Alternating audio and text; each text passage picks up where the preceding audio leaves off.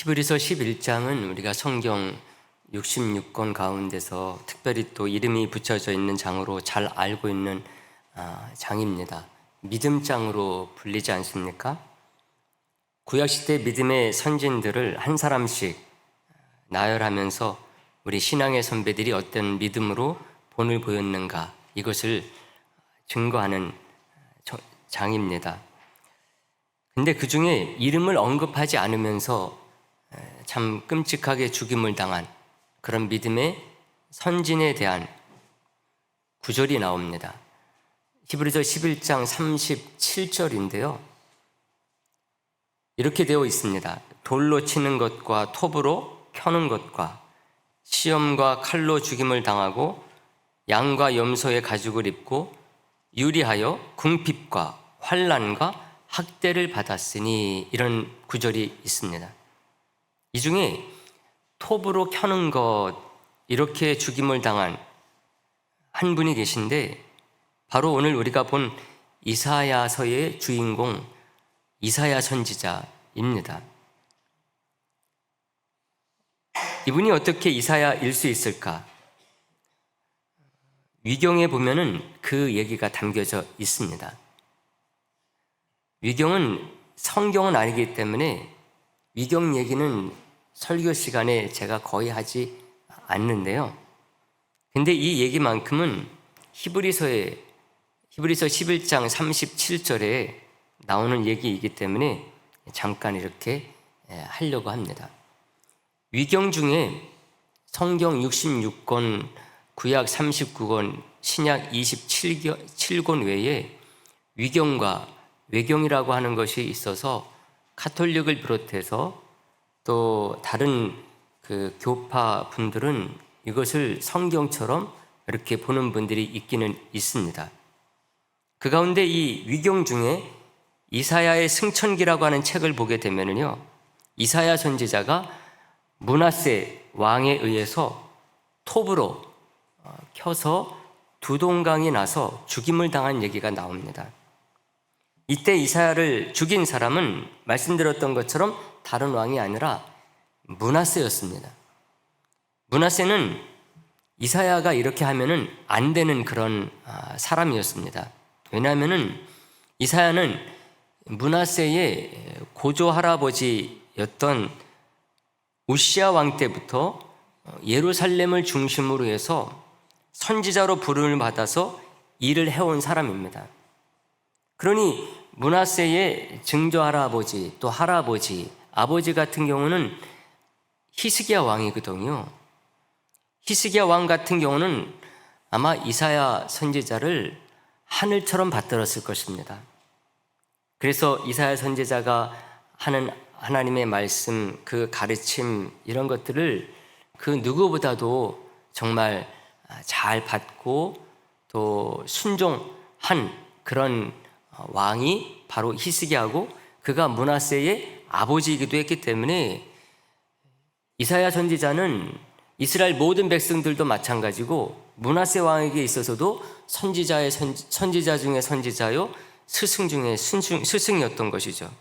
근데도 이 므낫세는요, 얼마나 그 악한 사람이었는지 그런 것을 아랑곳하지 않았어요.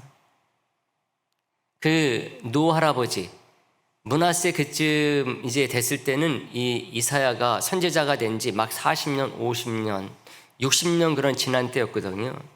그러니까 정말 꼬부랑 할아버지가 됐겠죠. 근데 자기 마음에 안 든다고 톱으로 켜서 죽여버린 것입니다. 제가 이 말씀 왜 드리는가 하면은 사람이 얼마나 악한가, 얼마나 죄악된 사람인가를 말씀드리기 위해서 이 예를 드린 것입니다. 여러분, 사람이 죄인이다, 사람이 악하다, 이것은요, 어떤 수준, 정도라는 것이 따로 있을 수가 없습니다. 겉으로 보면은 저 사람은 그래도 선해, 저 사람은 악해도 너무나 악해, 그렇게 우리들이 사람들이 평가를 하잖아요. 근데 여러분, 그것은 우리가 보기에 그런 것이지 정말 속속들이 따져 들어가게 되면은 별반 다름없이 악하다, 죄도 너무나 심하다, 이렇게 말할 수밖에 없어요. 그러니 하나님 앞에서는 어떻겠습니까? 그래서 제가 사람이 죄인이고 악하다라고 하는 것은 수준이나 정도, 이거 뭐 굳이 따질 필요 없다, 이렇게 말씀드리는 것입니다. 사람들은 보통 그 사람이 율법 전서에 나오는 죄를 얼마나 많이 짓느냐, 이것에 따라서 그 사람의 죄를 판단하려고 할 때가 있습니다. 근데 그것은 어떤 면에서는 인간의 죄 가운데서 아주 일부분을 말하는 것입니다. 율법 전서 가운데 단 하나에라도 저촉되지 않을 정도로 선량한 그런 사람이 있다 할지라도 하나님 앞에서는요, 단 한마디도 변명할 수 없을 정도로 죄인 중에 죄인이요, 악인 중에 악인이 바로 인간인 줄 여러분들이 믿으시기를 바랍니다. 하나님 앞에서는 그 아담의 죄 하나, 원죄죠, 이거만으로도 모든 인간은 영원히 죽을 인간입니다. 뿐만 아니라 하나님은 우리의 모든 깊은 속까지도 들여다보시고 심판하시죠. 그러니 그 원죄에 더해서 이 숨겨진 죄까지 더하고, 또 거기에다 더해서 마음으로 품은 죄까지 더하고, 거기에다 더해서 저거는 죄도 아니야, 하찮은 죄까지 합치면은 여러분 어떻게 우리가 하나님 앞에 피할 수가 있겠습니까? 용서를 바랄 수가 있겠습니까? 그래서 바울도요, 죄의 삭은 사망이다, 이렇게 말했어요.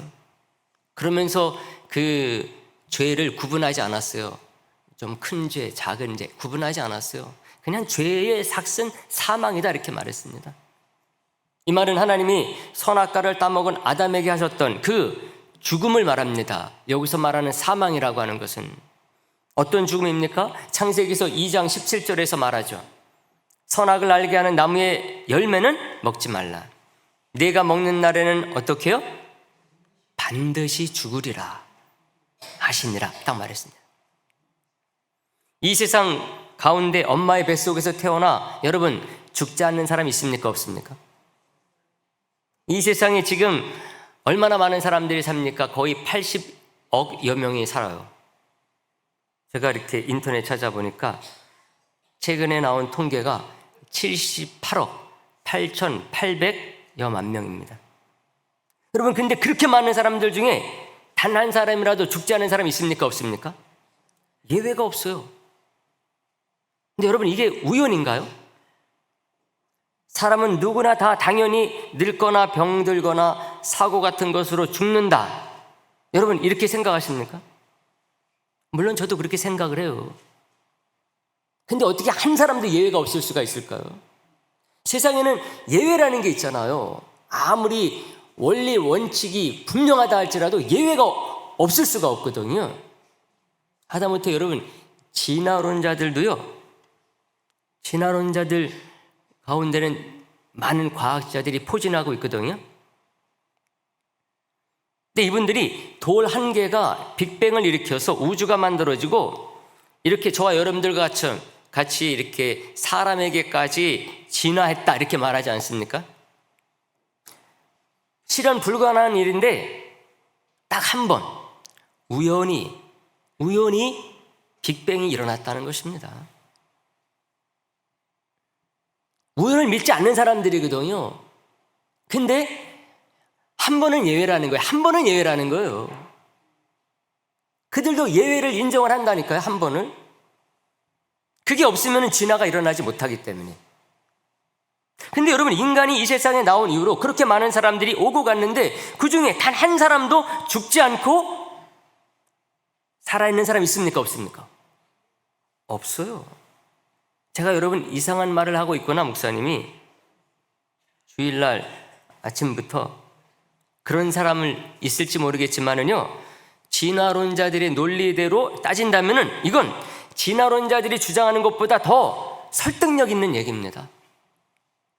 다시 한번 말씀드리지만은 예외 없이 모든 인간이 죽는 이유는 앞에서 선악과를 따먹는 날에는 반드시 죽으리라는 하나님의 말씀 때문에 그렇다는 것입니다.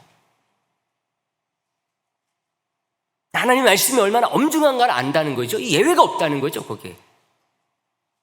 그게 뭘로 증거되느냐? 지금까지 살아있는 사람 없다. 모두가 죽는다, 인간이면. 우리는 그것이 당연한 것으로 생각하지만은 이게 하나님의 그 말씀이 지금 얼마나 엄중하게 모든 인간에게 적용되고 있는가를 보여준다는 것입니다. 아담의 범죄로 말미암아 인류는 그 어느 한 사람도 예외 없이 다 죽습니다. 육신만 죽는 게 아니라 영원한 죽음에 처해지는 것이죠. 사랑하는 성도 여러분, 제가 오늘 말씀 읽어놓고 왜 이 말씀부터 드립니까? 오늘 말씀을 보게 되면은요, 하나님이 죄로 말미암아 죽게 된 우리 인간, 우리를 구원하시기 위해서 얼마나 끈질기게 노력하시고 애를 쓰시는가, 이것을 알게 되기 때문에 그렇습니다. 오늘 본문 첫 절 우리가 읽었지만 다시 한번 보도록 할까요? 오늘 본문 첫 절입니다. 다 같이 보겠습니다.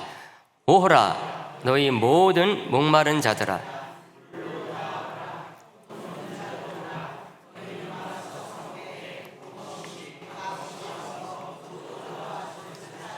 아멘. 이사야 선지자를 통해서 하나님이 이스라엘 백성들에게 말씀하신 구원으로의 초청의 말씀입니다. 저와 여러분들을 향한, 죄인들을 향한 초청의 말씀이죠. 무엇으로? 구원으로. 구원으로의 초청의 말씀입니다. 한마디로 말하면은 우리 하나님께서 죄인들에게 초대장을 보내신 것입니다. 죄 가운데 있는 이스라엘을 뭐라고 말씀하시는가 하면은 목마른 자로 부르고 있어요. 죄인이다 말하지 아니하고 목마른 자로 부르고 있습니다. 그러면서 물로 나오라 하시는 거죠. 생명수이신 주님에게로, 하나님에게로 나오라는 말입니다. 근데 그런 사람을 목마른 자로 부르는 것, 왜 이렇게 목마른 자로 부르는 것인가? 여러분, 목마름은 사람을 가리지 않습니다. 부자라고 해서 목마르지 않은 게 아닙니다. 가난하다고 해가지고 더 목마른 게 아닙니다. 나이가 많다고 해서 목마른 것을 참을 수 있는 게 아니에요. 잠시는 더 참을 수 있겠죠. 그러나 모든 인간은 목마름을 참으면 죽는 것입니다. 나이가 적다고 해서 목마른 것이 없지 않습니다. 목마름이 사람을 가리지 않듯이요, 구원도 마찬가지예요. 죄가 사람을 가리지 않기에 구원도 마땅히 그럴 수밖에 없습니다. 모든 인간은 구원받아야 될 존재입니다. 우리가 이사야서가 66장 시편을 빼고서는 가장 길거든요. 너무 길어서 어렵게 느껴질 때가 많아요. 내용을 파악하기가 쉽지 않습니다. 근데 이사야서를 한마디로 딱 말하라 그러면은 구원이라고 말하면 됩니다. 이사야라는 이름도 그 뜻이에요. 여호와 하나님은 구원이시다. 이게 바로 이사야라는 그 이름의 뜻입니다. 그리고 내용도 한마디로 말하면 이사야서 1장부터 66장까지 하나님께서 우리를 어떻게 구원하길 원하시는가, 구원이 딱 주제로 되어 있어요.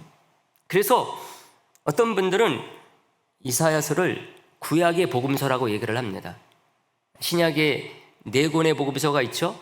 근데 우리가 구약에는 복음서가 없는 것으로 생각을 하는데, 구약 전체 속에 우리 주님의 구원의 메시지들이 담겨져 있는데 그 가운데서도 이 이사야서에는 아직 그 구원에 대한 메시지가 가득하다는 것입니다. 그래서 어떤 분들은 이사야서를 제5복음서라고 이렇게 얘기를 해요. 마태, 마가, 누가, 요한복음, 그리고 5번째 복음서가 이사야서다. 그래서 제5복음서라고 얘기하는 분이 있어요.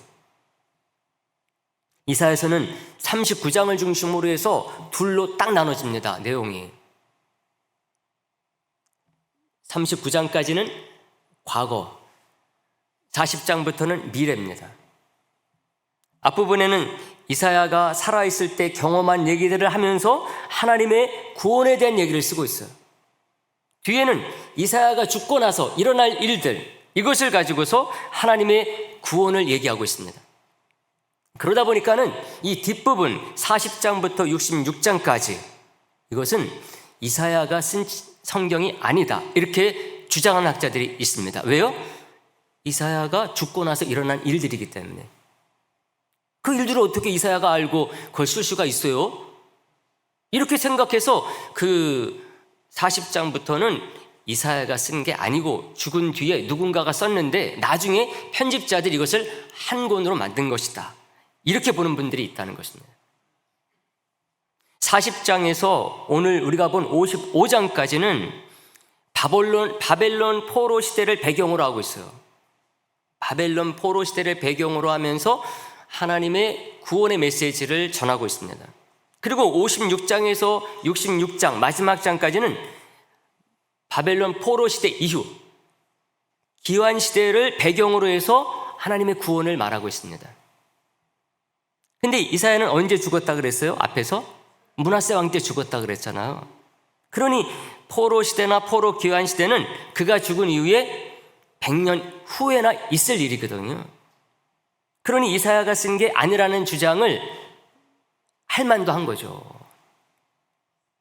근데 여러분, 선지자들의 글 중에 많은 부분들이 다 미래에 대한 얘기예요. 특히 오실 메시아에 대한 얘기거든요. 그들이 아직 보지 못하고 경험하지 못한 것에 대한 얘기들로 되어 있는 게 많은 선지자들의 글입니다. 이사야서도 마찬가지예요. 이사야서 앞뒤를 가리지 아니하고 오실 메시아에 대한 그 메시지를 담고 있습니다. 너무나 잘 아는 것, 이사야서 7장 14절 말씀.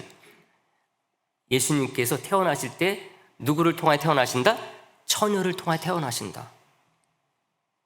7장 14절이 그렇게 되어 있어요. 그러므로 주께서 친히 징조를 너희에게 주실 것이라. 보라, 처녀가 잉태하여 아들을 낳을 것이요 그의 이름을 임마누엘이라 하리라. 예수님께서 동정녀 마리아에게서 태어날 것을 이사야가 알았습니까? 몰랐습니까? 몰랐죠. 못 봤으니까. 근데 이렇게 딱 예언을 했거든요. 그러니까 이사야가 태어나기도 전에 죽은 뒤에 일어난 일이니까는 이거 이사야가 쓴 게 아니네? 이렇게 말하면 안 된다는 것입니다. 뒤에도 마찬가지예요. 앞에 부분도 그렇고 뒤에 부분. 53장에 보게 되면 유명한 그 말씀이 나오죠. 우리가 고난 주간에 많이 묵상하는 예수님께서 이 땅에 오셔가지고 십자가의 고난을 받으실 것, 고난의 종으로서 오실 예수님을 묘사한 것이 53장입니다. 너무나 구체적이고 너무나 사실적이에요. 사람들이 놀래 자빠집니다. 어떻게 700여 년 전에 오신 예수님께서 십자가의 고난 받으시는 것을 이렇게 구체적이고도 사실적으로 묘사할 수 있을까? 마치 예수님께서 십자가에 돌아가시고 조롱받으시고 하는 것들을 본 사람이 쓴 것처럼 되어 있는 게 이사야서 53장이에요. 근데 이사야가 그것을 보고 쓴 게 아니라 성령의 영감으로 쓴 것인데, 그가 죽은 이후에 일어난 일들 가지고 이렇게 썼기 때문에 이것은 이사야가 쓴 게 아니다, 이렇게 말하면 되느냐는 것입니다. 안 된다는 거예요. 선지자들이 쓴 선지서들은 다 성령의 영감으로 기록됐다, 이것을 우리가 이런 내용을 통해서도 확인할 수가 있죠. 성령님은 과거, 현재, 미래가 따로 있습니까? 없습니까? 따로 있을 수가 없어요. 저와 여러분들이나 과거가 따로 있고 현재가 따로 있고 미래가 따로 있어요. 그러나 하나님 앞에서는 그 모든 게 하나입니다. 그러니 미래도 현재처럼 쓰시는 것입니다. 선지자들에게 그런 것과 상관없이 선지서를 쓰도록 성령님께서 영감하신 것이죠. 하나님은 이것을 통해서, 즉 이사야를 통해서 그때가 어느 때이든지 구원을 받도록 초청하시고 빨리 돌아올 것을 촉구하시는 것입니다. 이사야는 자기가 살아있을 때든지 자기가 죽고 나서 포로 시대가 됐든지 포로 이후의 시대가 됐든지 우리 하나님께서 죄인들에게 너희들 회개하고 나에게 와라, 그럴 때 언제든지 그 말씀 듣고 순종하고 돌아오라는 것입니다. 왜? 하나님은 그때도 구원의 기회를 열어놓고 계시기 때문에 그렇습니다. 너희들 이사야가 살았을 때 그렇게 너희들에게 회개의 메시지를 전했는데 안 돌아왔지? 내 끝이야? 그러지 않는다는 거예요. 이스라엘이 심판을 받아가지고 바벨론에 포로로 잡혀갔잖아요. 그때도 너희들 돌아오지 않았을 때에 이제 끝이냐? 아니라는 것입니다. 하나님은 정말 이 세상 끝날까지 우리에게 기회를 주시는 분이다. 믿을 수 있기를 간절히 소망합니다. 이 세상에서는 늦는 때가 없어요. 우리가 살아있는 한은 늦지 않습니다. 그래서 여러분들이 그것을 또 다르게 듣는 분들이 있어요. 나 끝까지 나이롱 신자로 있다가 죽을 때 돼서야 좀 열심히 믿을게. 그러면 안 됩니다. 언제든지 기회가 있으니까 나중에 믿어야지. 그렇게 하시면 안 됩니다. 하나님께서 그래서 구원의 기회를 열어놓은 것이 아니에요. 하나님은 사랑의 하나님이시기 때문에 우리가 어떻게 기회를 놓치면 그것을 끝나게 내버려두지 않으세요. 이 세상이 있는 한 기회를 계속해서 주세요. 우리가 살아있는 한 하나님께 우리가 계속해서 두드리십니다. 이건 믿으시기를 간절히 소망합니다. 다시 말하면 우리가 목숨이 붙어있는 한 가장 중요하게 생각하고 집중해야 될 게 뭐냐? 바로 하나님의 구원이요, 구원의 초청에 응답하는 것임을 말씀해 주고 있는 거예요. 이사야가 이거 말하고 싶어 하시는 것입니다.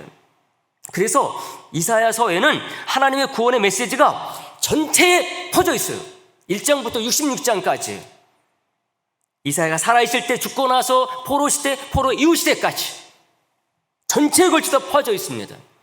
우리가 그랬을 때 서론, 본론, 결론 나중에 빡 터뜨려 버리잖아요. 근데 이사야는 그렇게 하지 않아요. 처음부터 끝까지 하나님께서 우리에게 원하시는 게 뭐냐? 구원이다. 어떤 죄인이라 할지라도 말씀에 순종하고 믿음으로 나오면 다 구원받는다. 그래서 우리 하나님의 구원의 초청은 전시대적이요, 전세대적이요, 전인격적이라는 것입니다.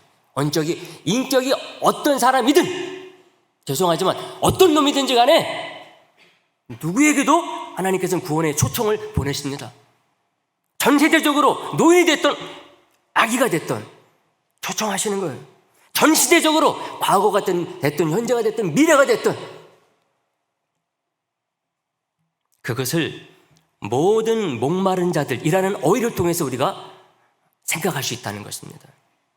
뿐만 아니라 돈 없이 값 없이 와서 포도주와 젖을 사라, 이 말씀을 통해서 우리들이 확인을 하는 것입니다.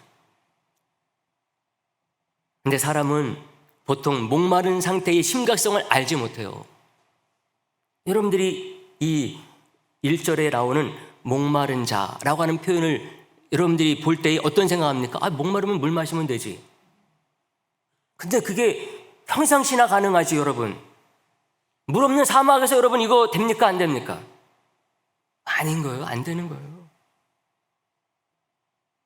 그래서 사람들은 이 목마른 상태의 심각성, 내가 지금 목말라 있다, 영적으로 죄로 말미암아 구원에 대해서 너무나 목말라 있다, 이것의 심각성을 알지 못하니 이 세상에서의 삶을 허비합니다. 2절이 딱 그것을 보여줘요. 2절 말씀 다 같이 봅니다. 2절 말씀 다 같이 보겠습니다. 너희가 어찌하여 양식이 아닌 것을 위하여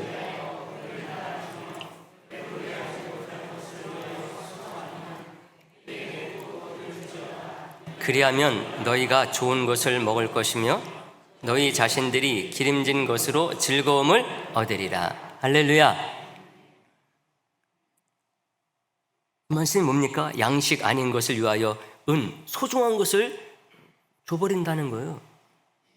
우리의 인생을 허비한다는 것입니다. 너무나 소중한 인생을 엉뚱한 것으로 말미암아 헛되게 쓰고 있다는 것입니다. 여러분, 이게 무슨 의미입니까? 사람이 똑똑한 자나 그렇지 못한 자나 구원받기에는 다 틀려먹었다는 말을 하는 거예요. 죄가 사람을 그렇게 만들어 버렸어요. 세상에서는 똑똑한 자가 있고 똑똑하지 못한 자가 있지 않습니까? 근데 이게 영적으로는 그거 상관없이 모두가 다 구원받기 틀려먹었다는 것입니다. 똑똑한 사람은 똑똑한 사람대로 자기의 소중한 인생을 세상에서 사람들이 가치 있다, 행복하게 해준다, 이런 것 가지고 소비한다는 것입니다. 총체적인 무력과 무기력, 무능, 이런 인간이 어떻게 스스로 죄의 문제를 해결하고 구원을 이뤄낼 수 있겠느냐? 전적으로 불가능하다는 것입니다. 그래서 하나님은 그 구원을 누구나 받을 수 있도록 돈 없이 값 없이 주신다는 거예요. 돈 없이 값 없이 주신다. 이게 어떤 의미입니까? 여러분, 오늘 본문 1절을 보십시오. 분명히 그렇게 말하고 있어요. 돈 없는 자도 오라. 너희는 와서 사 먹되 돈 없이 값 없이 포도주와 젖을 사라. 구원을 사라는 것입니다.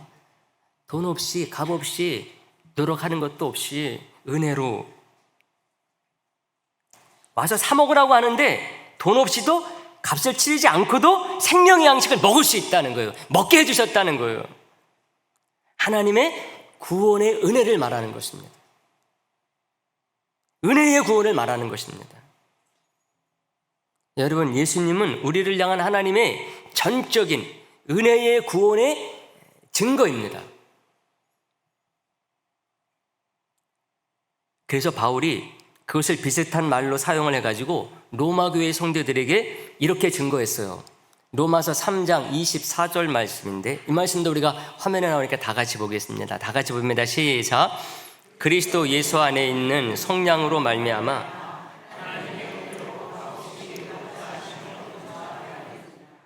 할렐루야. 값없이 어떻게 해요? 의롭다 하심을 얻은 자 되었다, 이렇게 말하고 있어요. 너무나 참 가슴이 뭉클해지고 또 안심이 되고 감사의 그런 말씀 아닙니까? 이것이요, 하나님의 적극적인 의사요, 하나님의 적극적인 뜻이었어요. 5장 8절에 그렇게 딱 되어 있어요. 로마서 5장 8절. 우리가 아직 죄인 되었을 때 그리스도께서 우리를 위하여 죽으심으로 하나님께서 우리에게 대한 자기의 사랑을 어떻게 했다? 확증했다. 돈 없이 값 없이 믿음으로 구원받는다는 말이 그래서 나올 수가 있었던 것입니다. 에베소서 2장 8절에서도 그것을 말해요. 너희는 그 은혜에 의하여 믿음으로 말미암아 구원을 받았으니 이것이 너희에게서 난 것이 아니요 하나님의 선물이다. 하나님의 은혜다. 거저 주셨다. 믿음으로만 하면 된다. 여러분, 이 구원의 원리를 잘 아는 사람이다, 그렇다고 한다면요, 돈 없이 값 없이 오직 믿음으로만 받은 구원이다 그래가지고 싸구려라고 생각하는 사람이 되지 않아요. 돈 없이 값 없이 무엇인가 얻게 되면은 누가 준다 그러면 그거 싸구려 아니야? 이렇게 생각하는 사람들이 있잖아요. 근데 우리 기독교인들이 그런 사람들이 종종 있다는 거예요.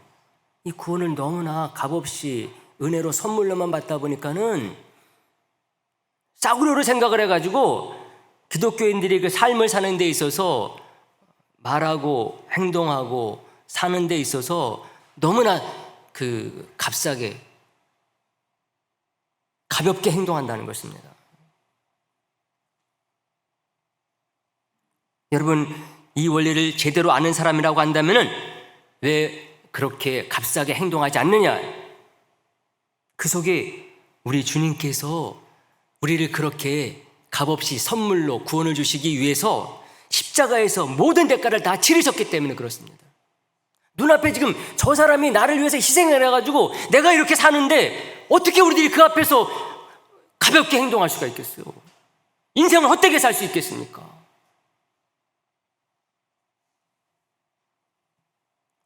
만약 우리 주님께서요, 우리를 이렇게 값없이 돈 없이 오직 믿음으로만 구원받도록 해두지 않았다고 한다면은 여러분, 우리 중에 몇 명이나 구원받을 수 있겠습니까? 저는요, 단 한 사람도 구원받을 수 없다고 믿습니다. 저조차도. 제가 이렇게 목회하다 보니까요, 왜 우리 하나님께서 오직 믿음으로, 은혜로, 선물로 우리를 구원받게 하셨느냐? 그렇게 많은 그 진보적인 또 많은 지식인들이 그래서 우리 기독교를 그 싸구려 신앙이라고 이렇게 비난을 하고 비판을 할 정도로 왜 이렇게 오직 믿음으로만 구원받게 해주셨느냐? 목회를 하면서 보니까요, 너무나 그게 당연한 것 같아요.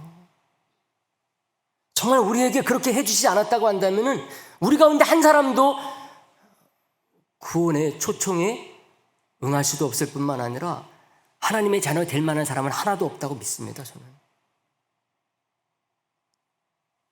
여러분, 구조 요청은요, 간단하고 단순해야 되는 것과 똑같아요.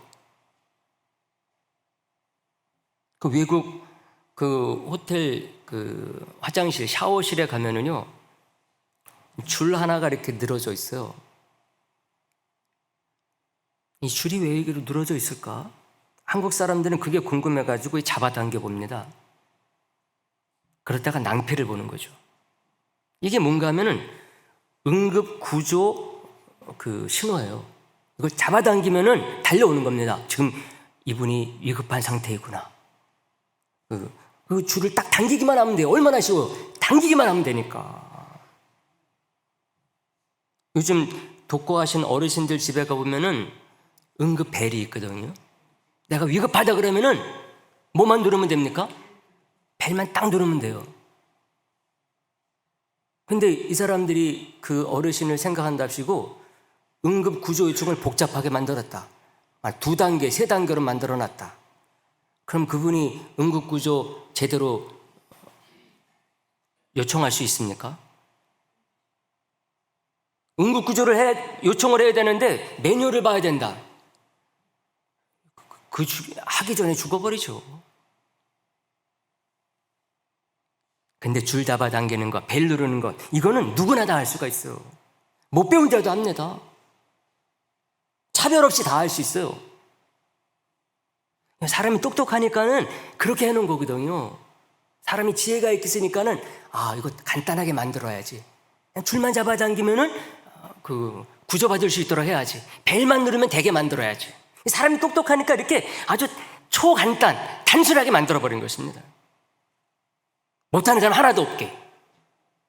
여러분, 하나님도요, 지혜의 하나님이시기 때문에 우리 모든 죄인들이 구원 다 받을 수 있도록 구원의 길을 아주 초간단하게, 초단순하게 만들어버리신 것입니다. 똑똑하다고 더 잘 받고 똑똑하지 않다고 못 받아. 그렇게 만들어 놓지 않으셨어요. 시간이 많은 사람도 받을 수 있고 너무 급해가지고 좀 헐떡헐떡거리는데 그 사람도 구원받을 수 있도록 심하게 얘기하면 아주 간단하게 만들어 버리셨다는 거예요. 뭐로? 믿음으로.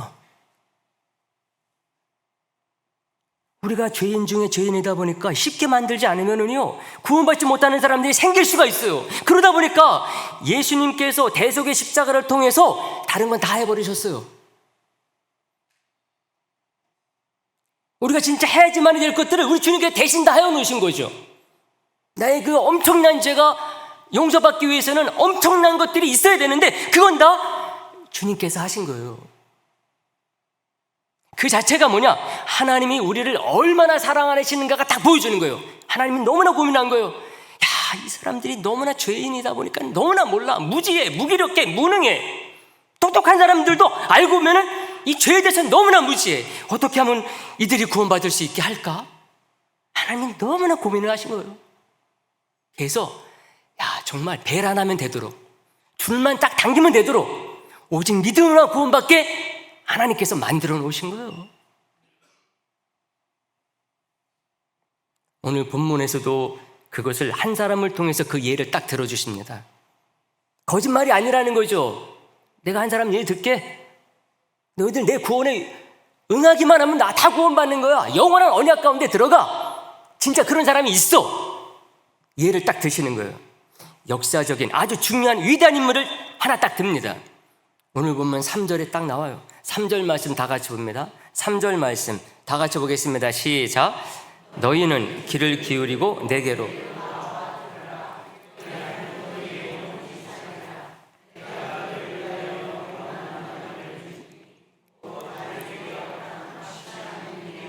아멘. 귀를 기울이고 내게서 나와 들으라. 듣기만 하면 어떻게 해요? 영원히 산다. 다른 말로 믿기만 하면 돼. 그러면 영원히 사는 거야. 영원한 은혜 가운데 들어가는 거야. 누가 그랬느냐? 다윗에게 이미 허락한 확실한 은혜가 있다는 것입니다. 다윗은 이미 죽은 사람이죠. 이사야 때니까. 4절에서 그것을 딱 알려줘요. 보라, 내가 그를 어떻게 해요? 만민에게 증인으로 세웠고 만민의 인도자와 명령자로 삼았다, 이렇게 얘기하고 있습니다. 모든 유대인들이 그러잖아요. 오실 예수 누구의 후손으로 오신다? 다윗의 후손으로. 누구처럼 오신다? 다윗처럼.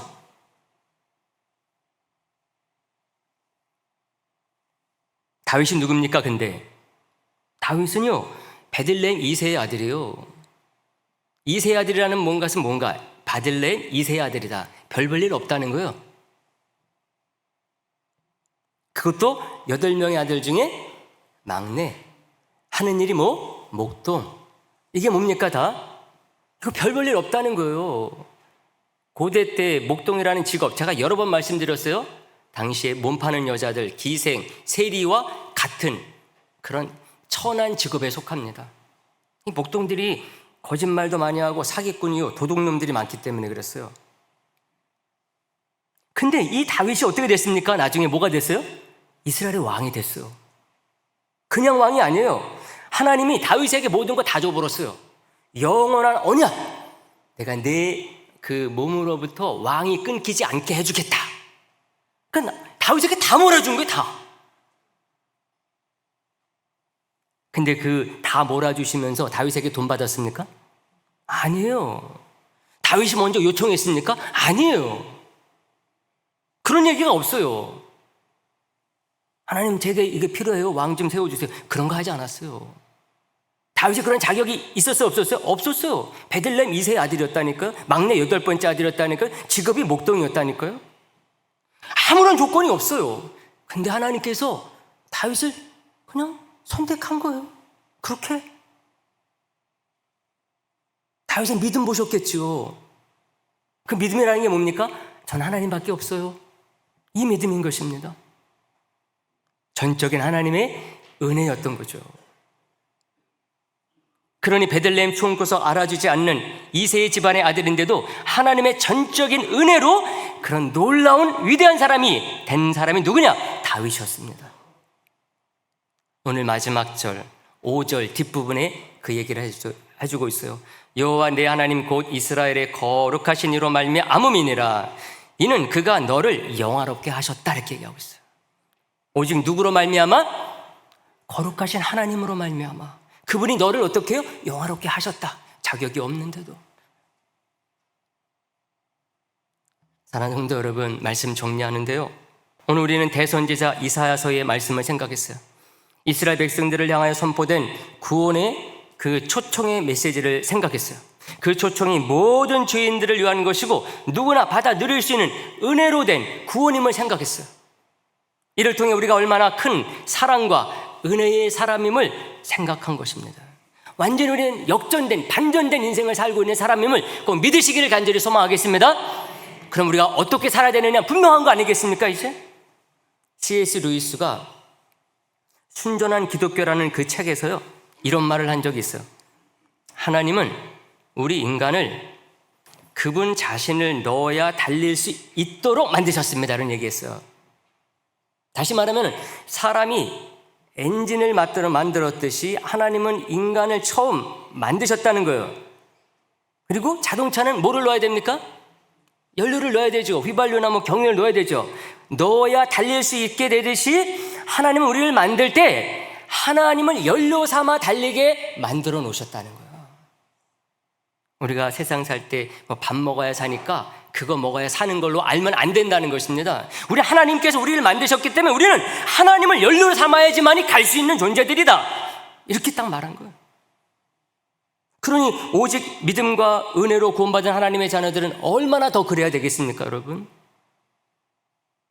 근데 그런 하나님의 은혜와 사랑의 사람들이 세상의 다른 것들을 연료 삼고 에너지 삼고 살고 있으니까 우리가 어떻습니까? 나날이 자꾸 약해지는 거예요. 연약해지는 거예요.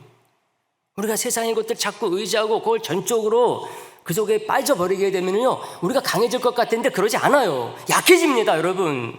이걸 우리가 알아야 돼요. 그러니까 세상의 문물, 그거 다 부정하는 거 아니지만은 거기 여러분들이 취해서 살면 안 됩니다. 그거 여러분들이 자꾸만 즐기고 먹고 마시고 그러게 되면은 우리가 강해지는 게 아니라 약해집니다. 왜 인류가 자꾸만 이렇게 발전됐는데도 불구하고 사람들이 입에서 전문가들이 이렇게 말합니까? 인류가 약해진다, 연약해진다, 다음 세대 걱정된다. 왜 그럽니까? 하나님으로부터 자꾸 멀어지니까 그런 거예요. 하나님을 연료 삼아야 되는데 하나님을 연료 삼지 않기 때문에 그런 것입니다. 그러므로 우리가 이 말씀 기억해서 오직 믿음으로 오직 은혜로 새 생명을 얻은 성도와 교회로서 그에 걸맞는 그런 성도와 교회로 나아갈 수 있게 되기를 주님의 이름으로 축복의 말씀 드립니다.